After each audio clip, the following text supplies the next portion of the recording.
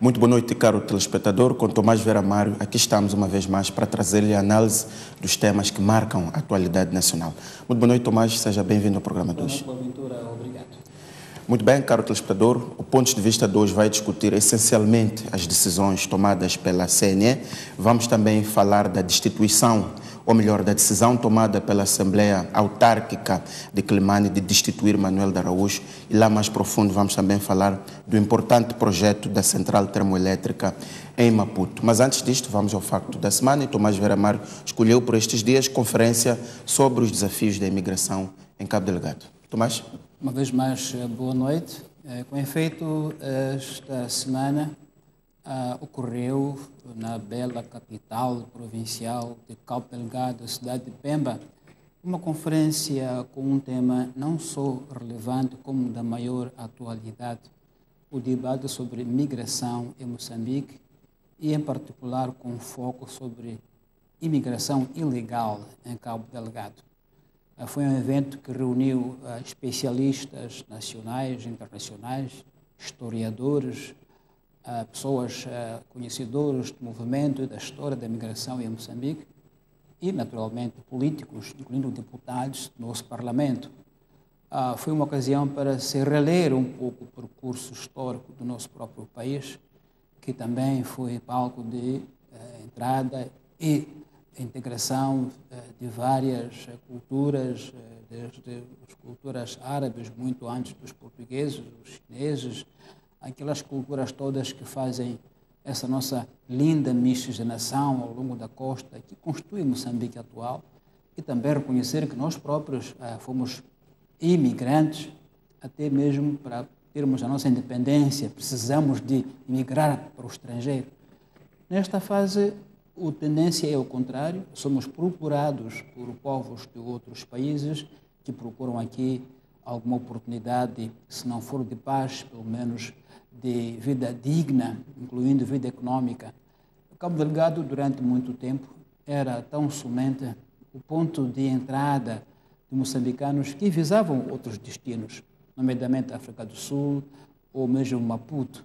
Mas nos últimos anos, Cabo Delgado já não é apenas um ponto de passagem, é destino de muita migração que vem de várias partes de África e do mundo, desde logo devido aos imensos recursos naturais que estão nesta província. Falemos do grafite em Balama, falemos do gás em Palma, falemos do rubi na Manhumbir. E, portanto, é uma província de destino que recebe imigração em grandes quantidades. Foi então um momento para refletir sobre como é que o país pode abordar esta questão, tendo em conta, por um lado, aquilo que são suas obrigações aos olhos da lei internacional e acolher quem procura paz, mas também questão de soberania nacional. Como é que esse acolhimento pode ser feito de modo a que salvaguarde o Estado moçambicano, a sua soberania? Os casos mais conhecidos, mas não são os únicos, na Manhumbir, na fase inicial, sabe-se que era uma zona que recebia milhares de garimpeiros estrangeiros de toda a África.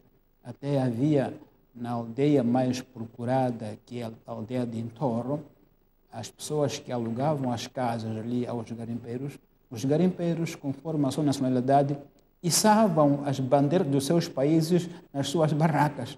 Então, você chegava a Antoro, via a bandeira da Tanzânia, do Mali, do Senegal e de outras partes do mundo.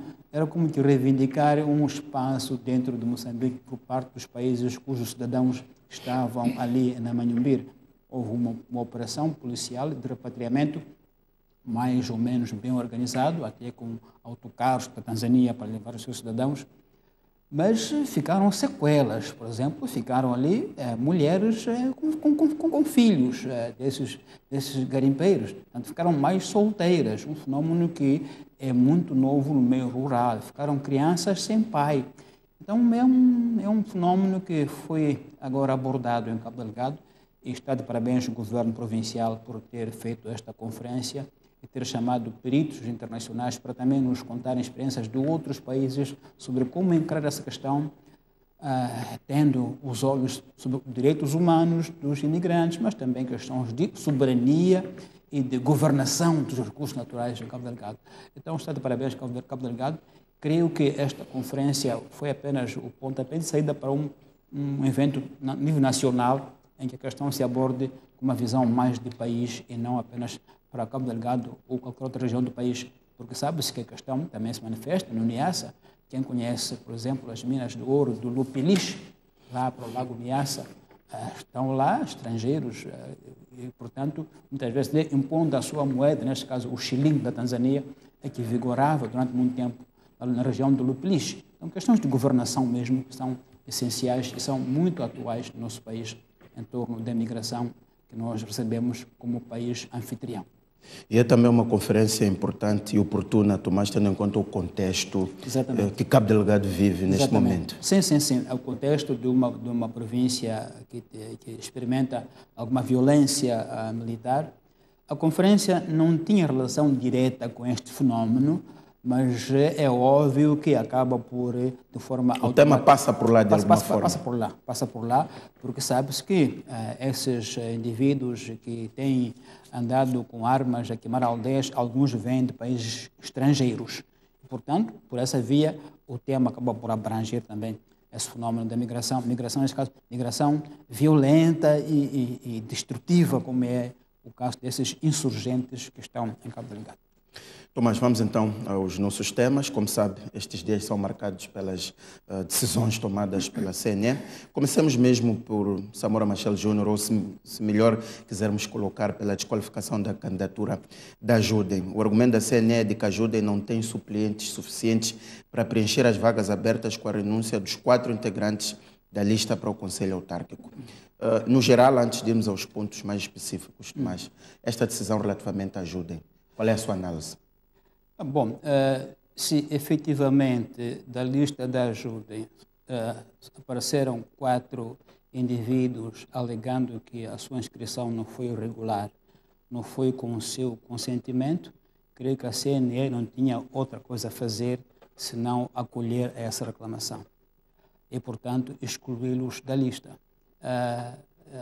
Independentemente da discussão sobre o processo que levou a essa reclamação, me parece que também houve alguma imprudência da Ajudem por não ter colocado suplentes suficientes para prevenir este tipo de situações. De modo que, digamos que foi apanhado em contrapé, porque são listas plurinominais fechadas, portanto, me parece sem hipótese de substituição. Agora, o que daí deve-se discutir é efetivamente como foi possível que estas pessoas aparecessem inscritas nesta lista. Como se sabe, o processo inclui, entre outros documentos, o registro criminal. O registro criminal é um processo individualíssimo. Não se obtém esse documento por procuração. Aqui há 2 semanas falamos a respeito das taxas, falamos de rádios comunitárias. Eu estive nesse processo, neste país, durante muitos anos. Nós tínhamos que criar associações cívicas nos distritos para acolher as rádios. Era um trabalho muito complicado trazer camponeses para Maputo, para ter essa criminal, porque não havia como fazer por procuração, era individual. Então, trazemos camponeses de Metangula, de Milanes para Maputo para tratar destes documentos. O que mostra que é um documento que não se obtém por via de terceiros. E, portanto, de duas uma, ou estes documentos foram obtidos por meios não legais, e é preciso investigar porque é um crime, se for o caso. Foram falsificados. Foram falsificados, é preciso ver como é que isto ocorreu. Ou, se não for o caso, a Ajudem poderá dizer assim que foi difamada porque os processos são autênticos. E, portanto, de uma forma ou de outra, penso que o caso não se pode fechar por aqui. Senão fica algo no ar indefinido. O que é que se passou? Os documentos são ou não são autênticos? Se são autênticos, quem é que os promoveu? Se foram os próprios, então, esses difamaram a Ajudem por alegar que não foram autênticos. Se não foram, é preciso verificar quem é que os emitiu ilegalmente. Então, acho que ali há um processo que deve continuar. Penso, neste caso, até oficiosamente pela PGR, porque parece-me que haver anúncio de um crime que não pode esperar que alguém faça queixa. Deve haver uma televisão oficiosa da PGR para verificar estes documentos, como é que emergiram, como é que surgiram, porque pode haver, digo eu, um crime. Se não há um crime, então há uma difamação grave sobre a Ajudem. Então eu acho que, de um modo ou do outro, Era preciso há que necessidade de a esclarecimento. sociedade ficar informada. O que é que se passou de fato? Exato. Tomás, a ter havido falsificação, houve então falsificação de vários documentos, não só de registro criminal, porque outros documentos são necessários para a candidatura e a declaração de aceitação de candidatura do mandatário da lista. Certamente. Portanto, todos os candidatos tinham que assinar um documento em que aceitavam a sua participação. Há também um pedido formal por requerimento dirigido ao presidente da CNE. Exatamente. Há também a apresentação do bilhete de identidade. Portanto, há toda uma lista de documentos, toda uma lista de documentos que supõe a intervenção individual de cada um dos membros da lista. E, portanto, tudo isso tem que se esclarecer. Se são documentos falsos, é preciso esclarecer quem é que os falsificou, a que propósito. Se não são falsos, são verdadeiros, também acho que interessa ajudem a limpar a sua imagem pública, provar que não. Estes documentos são autênticos, estão aqui os autores e, portanto, não houve. Se não, ajudem, fica associada a uma espécie de uma associação feita para delinquir, por promover crimes. E isso, creio que pode ser muito perigoso para a Judem, se deixar essa suspeição no ar e não vir a público esclarecer o que é que se passou com os documentos. De outro modo, será suspeita de que é uma organização, afinal, não séria, que falsifica documentos, e isto é um crime. Não se pode admitir uma associação com pretensões como esta seja associada a práticas criminosas. Então, eu acho que é uma questão muito séria que deve ser seguida e o povo ficar claro sobre o que se passou. De fato, tu conheces a lista de 4 indivíduos que dizem que foram inscritos de forma irregular, sem o seu consentimento. Tomás, outra questão que se levanta é a supressão das ilegalidades ou irregularidades. O ponto é, não havia neste quadro espaço para notificar o mandatário e substituir estes 4 nomes. Ouvimos Fernando Mazanga, que é representante da CNE pela Renamo, a dizer que houve uma linha dentro da CNE que defendeu que se substituíssem os nomes. Mas o debate foi conduzido à votação e chegou-se à conclusão de que devia se excluir a Judem. Vimos também a Teodato Onguana, também mais ou menos nesta linha de que há espaço para substituição dos nomes. Qual é o seu entendimento? Sim, eu acho que essa questão levanta uma questão de fundo que ultrapassa essa questão em particular. É o seguinte, que tipo de CNE nós temos? Essa questão tem que ser discutida porque é uma questão de fundo. Um órgão eleitoral como a CNE é, em princípio, um órgão discreto, solene, sóbrio, que quase não aparece em público, e cuja função é promover que todos participem no processo, facilitar, promover. E para isso tem que verificar que age com mãos de veludo politicamente desinfetadas. Este é um tipo de CNE. Outro tipo de CNE é aquele em que é composto por partidos políticos. Portanto, partidos são organizações com interesses. E agem com interesses, como é natural, é da sua natureza. E o meio termo entre uma CNE que tem como vocação, como cultura, promover, incentivar, facilitar, outra CNE que é composta por membros de partidos políticos, portanto, é uma assembleia multipartidária, há de haver problemas de interpretação da lei, até onde é que a lei deve ser interpretada. Nuns casos, a lei pode ser vista como se leem as leis da física. Diz que em física que 2 corpos não podem ocupar o mesmo espaço em simultâneo. Esta lei não tem como ser discutida. Mas as leis que são normas de conduta humana discutem-se. Discute-se o conteúdo, discute-se o propósito, discute-se a ratio, a finalidade das leis, para depois se aplicar no caso concreto. Podíamos arguir que, neste caso, são listas plurinominais fechadas e, portanto, em princípio, não se podiam abrir uma interpretação legalista fria da lei. Poderia-se também dizer o seguinte, a ideia aqui é promover que todo mundo participe, do mesmo modo que a CNE tinha o prazo para inscrições até o dia 11, mas dia 11 era sábado, a CNE disse não. Estendeu os prazos. Até o dia 13. Por quê? Porque para facilitar a participação. Podia-se colocar a hipótese de que, do mesmo modo que a CNE chamou os 4 indivíduos já fora dos prazos dos documentos para ouvi-los e obter deles a informação mais clara sobre os documentos, já fora dos prazos, também podia ter chamado o mandatário da lista para comunicar que, olha, houve este incidente, você querendo, pode suprimir. Uma questão de como é que nós lemos a lei. Lemos a lei como um instrumento para bloquear ou para promover.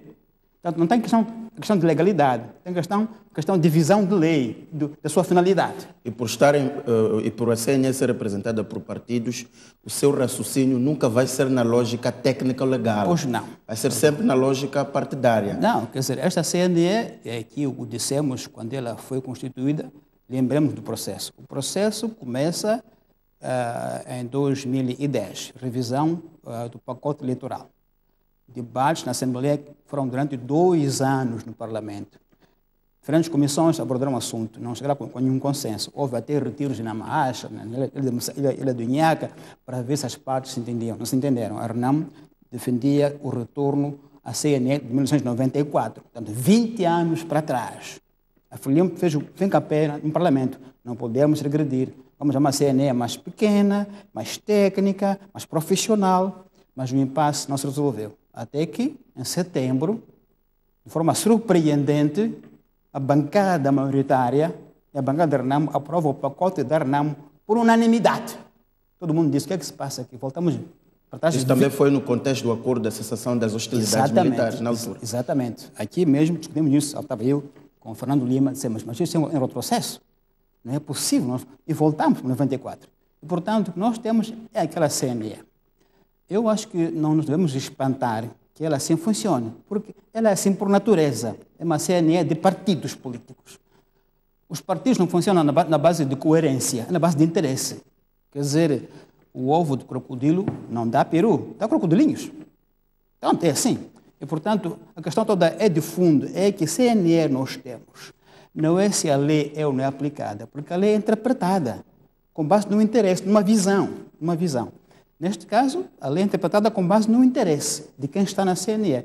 Isso é um facto. Portanto, é por aí onde começa o debate. Não é tanto nos factos em concreto. Atuais. É na estrutura da CNE, como ela é composta, o que ela pode trazer? A trazer o que reflete interesses das partes. Exato. De modo que, até na CNE, estamos a ver agora alianças, algumas inesperadas.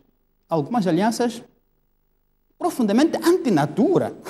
Quer dizer, inesperadas, não é? FRELIMO associar-se ao MDM, a RENAM, em alguns casos. Absolutamente inesperadas.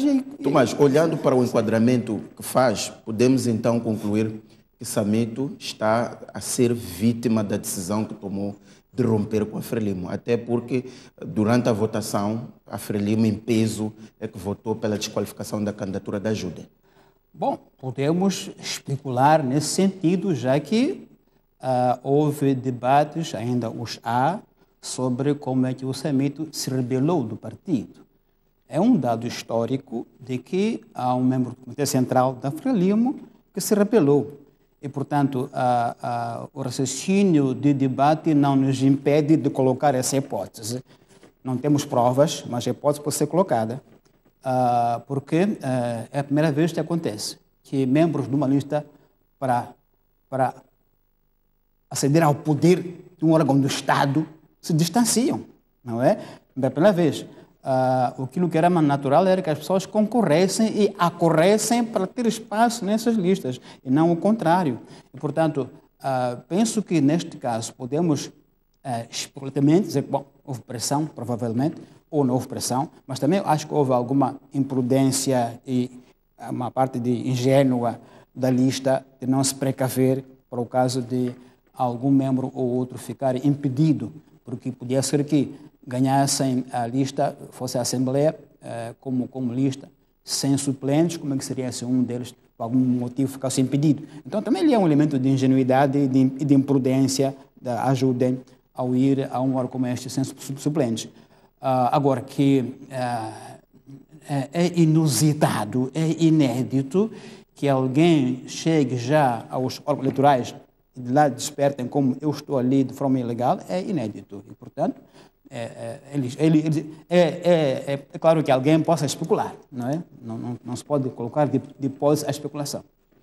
Muito bem, Tomás, vimos a Judem a vir a público a dizer que tomou conhecimento da sua exclusão pela imprensa. Portanto, segundo as palavras da Judem, não foram notificados, nem de outra forma foram informados diretamente pela CNE. Vimos também imagens de assalto às instalações da Judem, o que de alguma forma contribui até para a agitação de toda essa discussão que existe. Sim, eu acho que essa notícia de assalto acho que não dá bom nome a ninguém, seja quem for que tenha promovido, acho que foi uma ação inútil, desnecessária, porque não dá nome a ninguém, porque até pode ser um assalto meramente criminal, crime comum, atrás de bens, mas... O assalto em si só não nos leva a nenhuma conclusão. Sim, mas nas circunstâncias em que ocorre, as pessoas com logo associá-lo à oposição o ajudem. Por vezes pode haver pessoas que, em nome próprio, façam o que fazem, esperando que o que fazem pode agradar A, B ou C, sem que o A ou B e C os tenha dado ordem ou comandado. Pode acontecer. Pessoas que agem a livre comando, esperando que isso pode dar satisfação a A ou B, quando, na verdade, esse A ou B até pode ficar muito revoltado, porque não estava a esperar que isso acontecesse. Acontece. Assim, pessoas soltas que se oferecem para ações audazes para ser conhecidas. Ou então são crimes comuns. Portanto, não temos nenhum elemento para qualificar se este assalto associa-se ou não a razões políticas. De qualquer modo, o momento em que ocorre não preveniu que a sociedade especulasse nesse sentido, por causa da circunstância em que ocorreu. Muito bem, então, mas vamos avançar também para falar do afastamento de Venâncio Mondlane na corrida eleitoral. O que vimos foi a CNE pegar um pressuposto legal de que não é elegível aos órgãos autárquicos o cidadão que tiver renunciado ao mandato imediatamente anterior, e isto também foi ao processo de votação e Venâncio Mondlane vê-se aqui afastado. No caso, Venâncio Mondlane é a pessoa de Venâncio que é afastado e não o partido e a sua candidatura, diferentemente do caso de Samora Machel Júnior, em que é a candidatura da Judem no seu todo. Claro. Qual é o seu entendimento? A fonte do problema é o mesmo? É a partiidarização dos órgãos eleitorais? Porque assim, por que há de haver uma norma que penaliza, passa a expressão porque não é direito penal, há de haver uma norma que impede o titular de um órgão de candidatar-se se tiver renunciado ao mandato anterior imediato. O que é esta norma? Qual é o fim dessa norma? Na minha opinião, a norma visa dignificar o processo, dignificar o voto dos eleitores. No voto dos eleitores é quando o cidadão exerce o seu poder soberano, que é um poder supremo de decidir sobre o seu futuro, o seu destino. E, portanto, alguém faz campanha e diz: eu me ofereço a representar os seus interesses num certo órgão. Confie em mim, vote em mim, eu vou assemblear em seu nome, eu vou falar em seu nome, defender os seus interesses. E o eleitor olha para a pessoa e diz: ok, eu vou confiar o meu poder soberano a você. Vai estar aqui, vai à Assembleia e me represente dignamente. Isto é um ato solene de dignidade que eu lhe passo, como você me pediu em campanha. Ora, não é de esperar que, depois deste exercício, em que eu voluntariamente atribuí o meu poder a um terceiro, este terceiro chega à Assembleia e diz: eu não quero mais. E sai, sem mais nem menos. Depois volta amanhã a pedir-me o mesmo voto. Então você não respeitou o meu voto. Este é um dos fins que eu acho. O segundo fim é evitar, digamos, deserções partidárias com fim de interesses, não é? Em que alguém nota que no partido B parece que há mais vantagens e salta dali para ali, portanto, colocar a política no mercado. Hoje, sabe-se, infelizmente, que há muito mercado na política, até chamada venda de consciências, compra de votos. Portanto, outro fim é evitar, pelo menos inibir que a política fique no mercado. Então, dizendo que se você andar a saltar de ramo em ramo, cuidado que vamos inibi-lo no próximo passo. Então, o fim é dignificar o voto, dignificar a política. Este que é o fim deste impedimento. Perguntemo-nos, um deputado que estava numa Assembleia Municipal concorre para o nível superior, Assembleia da República, Esse ato tirou dignidade ao voto, prejudicou o cidadão, prostituiu a política, prejudicou em que sentido? Essa é a grande questão, Tomás, porque saindo de um órgão autárquico, neste caso inferior, de uma cidade inferior, bastante localizado, e indo a um órgão superior, que é a Assembleia da República, sim, com leis gerais, exatamente. a sua contribuição do ponto de vista político não é muito mais maior, importante que num órgão autárquico. Portanto, em teoria, em raciocínio lógico, este passo significou ainda maior dignificação do posto. Não significou, digamos, brincar com o meu voto, passa a expressão, não é? Significou, não, elevar a minha contribuição para o nível mais alto. E, portanto, numa visão de direitos políticos, direito constitucional, eu acho que não é neste caso que se aplica esta lei. Acho. Porque aqui, repito, o fim é dignificar o voto, dignificar o eleitor, dignificar os órgãos, não brincar com os órgãos, não saltar de ramo em ramo conforme o interesse. Porque se assim for, há uma lei que o inibe. Parece-me que é este a ratio legis, é este o fundamento desta norma. Não é bloquear as pessoas, bloquear o cidadão.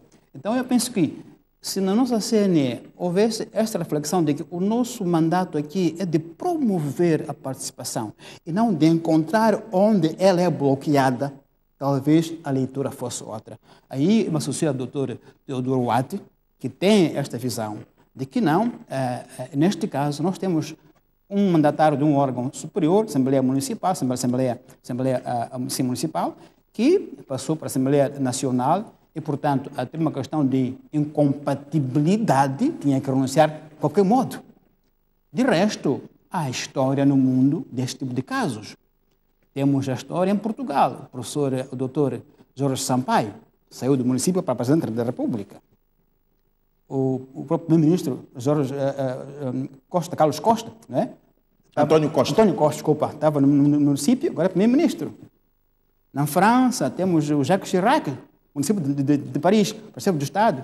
O próprio Mitterrand estava no município, até de localidade, de distrito, passou para chefe do Estado. Portanto, em termos daquilo que podemos dizer que é jurisprudência e experiência mundial, mostra que isto é muito comum e, aliás, é visto como valorização, porque é um ponto acima. Então, aí não houve algo que tirou dignidade ao voto, que utilizou o voto de forma arbitrária, que manipulou a minha vontade de eleitor. Penso eu que não. Então, uma vez mais, isso depende de como que CNE nós temos. Exato. E como é que ela lê os processos. Se ela se vê como facilitadora, como promotora, ou se vê como parte integrada no processo. Porque o jogo de votos também é já um antivoto do partido que ele representa na urna. Ele sabe que a sua conduta na CNE já tem reflexos naquilo que vai ser o partido dele na urna. Então, é uma CNE que eu digo, eu não estou surpreso, porque, repito... Pela sua Constituição, sim, já era de esperar estes resultados. Mas eu faço a mesma pergunta que fiz relativamente a Samito. Venâncio Mondlane não estará também a ser vítima da decisão que tomou? Vamos imaginar numa hipótese em que o Venâncio Mondlane tivesse avançado como candidato natural do MDM. Não, ainda bem que menciona nesse aspecto, parece-me que é muito flagrante a ideia de interesses na CNE. A força que colocou a queixa sobre o Venâncio Mondlane conhece o Dr. Silvério Runguan. Exato. Os dois estão em situação igualíssima. Portanto, quem quer que seja que promoveu a queixa contra o Dr. Engenheiro Venâncio Mondlane, em boa consciência, em queixa de boa fé, teria dito: este não é o único, também está este, mesmas circunstâncias, e, portanto, também deve ser impedido. Mas não fez quem fez essa queixa. Então, aí vê-se o jogo de interesses que eu digo. Este CNE, uma CNE com interesses partidários muito fortes. E mais, apesar de que a queixa para este tipo de casos deve, o impulso da queixa, a iniciativa da queixa dos partidos políticos, penso que a CNE, perante um caso flagrante, como o Dr. Silvério Runguan, se quer ser coerente, podia também oficialmente dizer: já agora há um caso semelhante. É um caso semelhante. Mas vimos a CNE a dizer que não age sem queixa. Pois. E vimos uma linha também de juristas a defenderem que Claro, a CNE, ao claro. colocar-se dessa forma, também tem razão. Claro, é verdade, porque a CNE não pode agir como PGR, não tem essa função. Mas em termos de coerência, fica muito flagrante. É muito flagrante. E, portanto, uma vez mais, eu digo, mais do que a CNE, a pessoa que promoveu a queixa contra o Venâncio Mondlane devia dizer assim, este não é o único, eu conheço este, porque é público. Sim. Não é alto, é público. Então, por que o fez para um, não fez para o outro? Uma vez mais está aí, a CNE que nós temos. Uma CNE partidarizada. Portanto, os interesses que estão lá são dos partidos e não do eleitor. Deve ser o eleitor o foco da CNE e não os partidos que estão lá dentro. Assim, a situação que nós temos é de jogadores que também são árbitros. Esse é que é o caso que nós temos aqui. Muito bem, Tomás, relativamente a esta questão de 2 pesos, 2 medidas em relação a Venâncio Mondlane e Silvério Ongwen, vimos Teodato Ongwen a defender que a CNE tem poderes atribuídos pela Constituição de agir numa situação destas. Vou citar só aqui algumas ideias. Teodato Ongwen diz que a CNE violou a Constituição porque não assumiu o seu munus de supervisão, tal como estabelecido no número 3 do artigo 185. Absteve-se de dirigir e de fiscalizar a conformação com a lei da candidatura de Silvério Ongwen. E, ao proceder desse modo, tratou de forma discriminatória e prejudicial a candidatura de Venâncio Mondlane e tratou com favoritismo a de Silvério Ongwen. Eu acho que aí está a questão de como é que nós vamos os processos.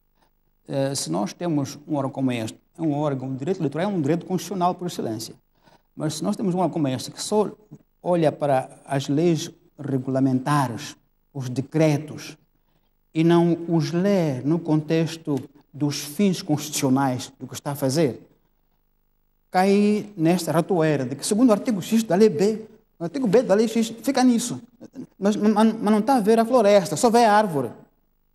E isso é muito mais, tem a ver com o Estado de Direito democrático e cultura democrática. Isso não se obtém de um dia para o outro. Temos que também aqui falar de paciência histórica, se calhar. Porque realmente este é um direito constitucional, como disse o Dr. Ongwen. Não é um direito fragmentado por leis, até porque temos leis eleitorais tão complicadas, uma revogada e republicada. Quer dizer, é uma panóplia, é uma selva de leis. E não há tempo suficiente para digerir e interpretá-las. Se alguém não vê de forma sistêmica o que está em causa, direitos de participação política, pode-se perder nesta panóplia de leis e ficar só nos artigos, nas alíneas e perder o foco. Qual é o fim? O fim é promover a participação das pessoas, não bloquear. E se tiver esta visão de promover, poderá ver do outro modo o processo e verificar que aquilo que parecem encolhos é dever dele ajudar a os separar, a retirá-los e não a destacá-los. Mas isso, naquela CNE, não é possível, repito, não é possível. Tomás, vamos avançar para a perda de mandato de Manuel de Araújo, ou melhor colocado, a decisão da Assembleia Autárquica de destituir Manuel de Araújo. Manuel de Araújo já veio a público a dizer que não sai do cargo porque a Assembleia Municipal não tem competências para o fazer, tendo, isso as instituições vão assim decidir, usurpado as funções do Conselho de Ministros. Sobretudo as funções do Ministério de Tutela dos Municípios, que é o Ministério da Administração Estatal. Sem entrar uma vez mais em lei X, a linha B, porque isso atrapalha as pessoas.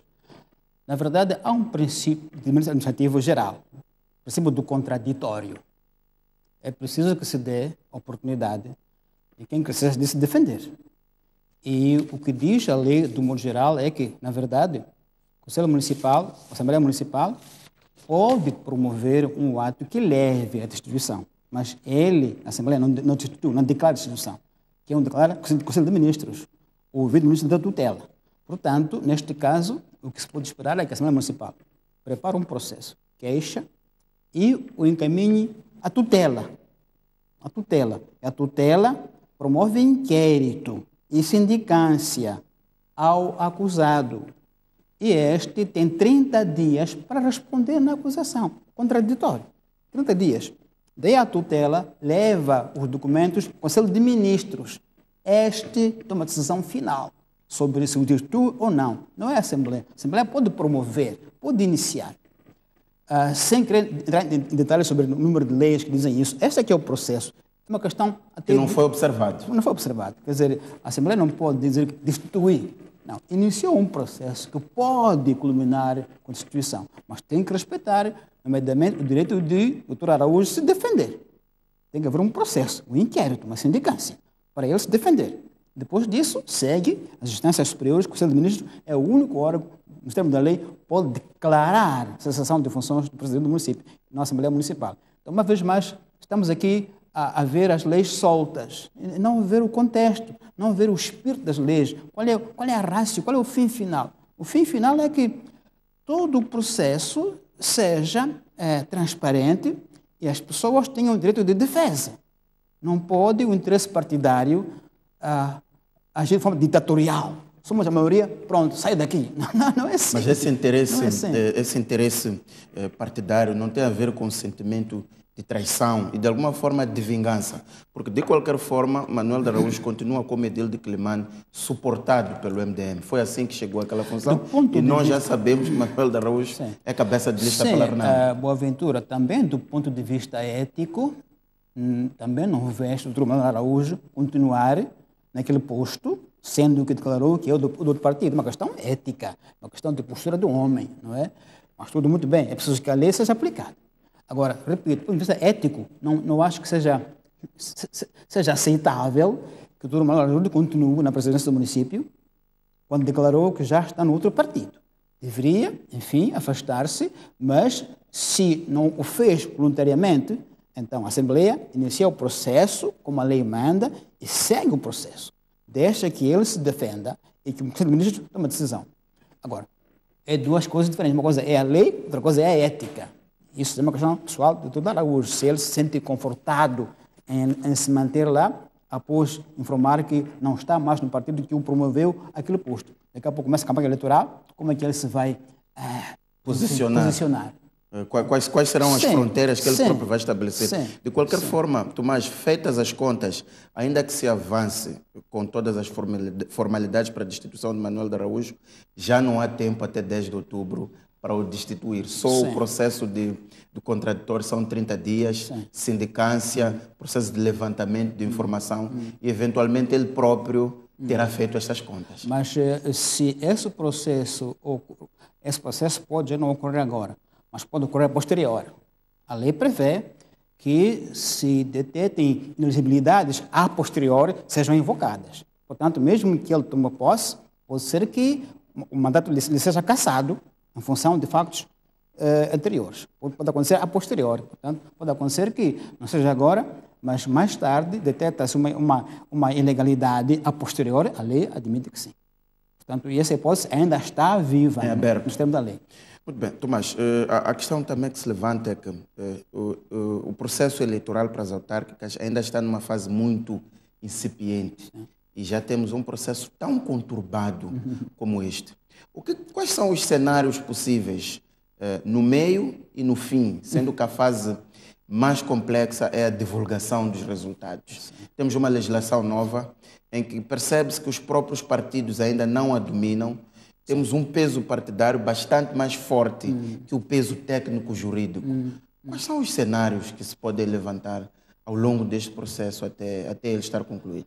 Bom, aquilo que, pelo menos no contexto de Maputo, aquilo que certamente se pode prever, com a polêmica que está no ar, independentemente da sua razão de ser ou não, o facto é que esta polêmica desmobiliza os eleitores. Esse é um facto, não há como o contornarmos. Repito, haja ou não haja motivo plausível para a polêmica, ela existe, desmobilizou os eleitores. O risco é de uma abstenção talvez jamais vista em Maputo, porque há de se sentir que não há competição no mercado político. Se o cenário se mantiver como está, há de haver uma campanha monolítica, monocórdica e, portanto, que vai tirar, digamos, alguma motivação. E aí a CNE não terá contribuído para o seu fim importante, que é mobilizar, facilitar, promover. porque ela não evitou que à sua volta houvesse polêmica. Repito, pode ser que a CNE criou polêmica por má comunicação, por algo com o público, mas o facto é que à sua volta se criou muita polêmica. E isto não ajuda o processo. As pessoas afastam-se do processo. Desconfiam. Não, sentem-se alienadas. É uma alienação de poder. Quer dizer, o meu poder foi tomado por terceiros. Essa é a sensação. Eu repito, com ou sem razão, o que parece em política é o que é para as pessoas. Então as pessoas têm a ideia de que a CNE usurpou o meu poder. A CNE substituiu-me como eleitor. Construiu um quadro para este processo. E isto vai dar, certamente, muita abstenção. Isto é muito mau, porque diminui as pessoas que vão ao poder, ficam com pouca legitimidade muito mitigada. E isso tem consequências na Assembleia. Se o seu mandato é mitigado, não tem muita legitimidade, também a sua capacidade de decidir fica titubeante. Então, é mau para a democracia. Então, esta é a que eu vejo, pelo menos. Agora, não sei como será em outras cidades, ainda não está claro. Beira parece estar tranquilo, em termos da fase pré-registro dos partidos, parece estar tranquilo, não há muita polêmica ali sobre os candidatos, assim como não há em Quilimana até agora. O caso do Dr. Araújo, penso que em termos de tempo, já não vai ter tempo de o impedir de concorrer, salvo melhor interpretação da lei, parece-me que não. E, portanto, pode haver uma concorrência na Nampula mais animada. Aliás, fiquei muito feliz por ver, pela primeira vez, um debate frente a frente entre o candidato da Frelimo e da Renamo em Quilimana. E foi um debate de ideias. Não houve ataques pessoais, não houve falta de elevação, não houve falta de nível. E foi bom ver que há ideias, de facto, que sustentam os dois candidatos. É isso que se espera numa democracia, que as pessoas vão ao palco, discutam ideias, divirjam, mas com elevação, com ética e até com algum prazer. Não é? Isso foi visto em Quilimana. E por isso está de parabéns os dois candidatos que em Quilimana foram à televisão e expuseram suas ideias em público sem qualquer constrangimento. Então espera-se que essa campanha em Quilimana traga essa qualidade, salto qualitativo, né? Debate de ideias de forma despreocupada, de forma aberta, em que todo mundo possa seguir as ideias dos outros, uns e dos outros, e daí escolham aquele que lhes parecer o mais convincente entre os candidatos. O MDM não foi, mas soube que foi convidado, mas não foi ao debate. Sim. Faltou ao debate. E foi pena. Muito bem. Tomás, 2 pontos. Vimos o posicionamento da Frelimo, nas palavras do seu secretário-geral, a separar as águas, a dizer que não tem nada a ver com a reprovação destas candidaturas e que a Frelimo tem o seu comando, que é ganhar as eleições autárquicas nos seus 53 municípios. E vimos também a apresentação de Nias Comis como candidato da Frelimo e que também apresentou algumas linhas do seu manifesto, nomeadamente ordenamento territorial, a questão do transporte, especificamente acabar com os mailoves, iluminação pública. Foram algumas linhas do seu manifesto. Comecemos pelo primeiro ponto, a continuação do argumento sereno do Partido Frelimo de não entrar diretamente nas polêmicas que neste momento dominam o nosso processo eleitoral. Qual é a sua análise? Depois vamos a Nias Comis. Não, é uma posição que bem lhe compete distanciar-se de quaisquer polêmicas que haja, até porque essas polêmicas têm a sua sede, que é a CNE. Não é no outro sítio, é na CNE, e é ali onde se deve tudo analisar. Portanto, é natural e é legítimo que a Frelimo se apresente e dizer: olha, eu tenho mãos limpas sobre esse processo. É assim que se faz a política, não é? Portanto, nada de surpreendente nessa posição. O contrário que seria surpreendente, né? O contrário é que seria surpreendente. Envolver-se diretamente no tema. Sim, seria. E não é de esperar que isso aconteça. A Frelimo é um partido com muita experiência, com muita tarimba e, portanto, sabe muito bem como reagir a polêmicas como esta. Não é nada de surpreendente, do meu ponto de vista. É natural e é lícito que a Frelimo assim se exprima, porque, obviamente, há esta presunção de que todo o movimento em torno da candidatura do Ajudem pode ter a mão do Partido Frelimo. Há esta especulação nas redes sociais, nos cafés, nos chapas. Existe isso, então é público, não é algo secreto que nós descobrimos aqui nos dois, é público. Portanto, é natural que a Frelimo parece como dizer assim, nós não temos nada a ver com esse processo. Portanto, estamos a fazer nossa campanha focados no nosso candidato. É natural. Muito bem. E quanto à apresentação de Nhões Comiche, os vetores daquilo que será a sua campanha? Também me parecem os vetores clássicos e expectáveis. Mobilidade urbana, questão de distribuição de terrenos, questão do espaço urbano, são as questões do dia na cidade de Maputo, não são questões, digamos, novas. Agora, podem, em cada época, ter dados novos, conforme o tipo de habitantes que nós temos. Nós temos uma cidade cada vez mais concorrida por jovens sem qualquer preparação, que vêm do campo, continuam a chegar jovens do campo, sem preparação para a vida urbana, sem formação nenhuma. Isto acentua o mercado informal. Cada dia que passa, novos passeios são ocupados em Maputo. Isto, cada dia que passa, você vê que os passeios em Maputo estão ocupados por jovens dos 18, 20 anos. Isto é uma grande pressão demográfica, é uma grande pressão no mercado do trabalho, é uma grande pressão no mercado informal.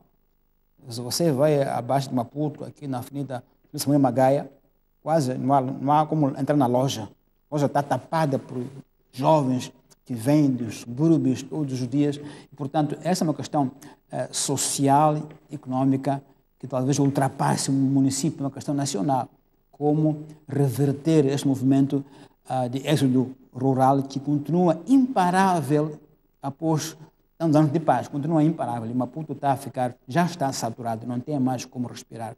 Portanto, são questões muito complexas, demografia, acesso ao emprego, delinquência juvenil, mercado informal descontroladíssimo, não é? E isso são questões muito complexas que o Dr. Comiche, pelo menos pela sua experiência, é de esperar que os aborde com inteligência e competência.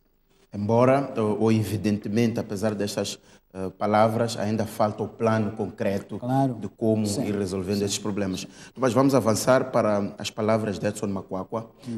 Há dias, numa palestra na Universidade Técnica de Moçambique, em que, e estas palavras têm muita relevância por Edson Macuacua ser quem é. Todas as leis feitas em Moçambique passam pelas suas mãos. E Edson Macuacua dizia que, eventualmente, podemos ter um tribunal constitucional, dada a avalanche de processos que vai ter que reagir e que tomar uma posição. Eu estou de acordo 100% com essa visão, doutor Edson Macuacua, uma visão... Então, concorda com esta ideia? Perfeitamente, perfeitamente.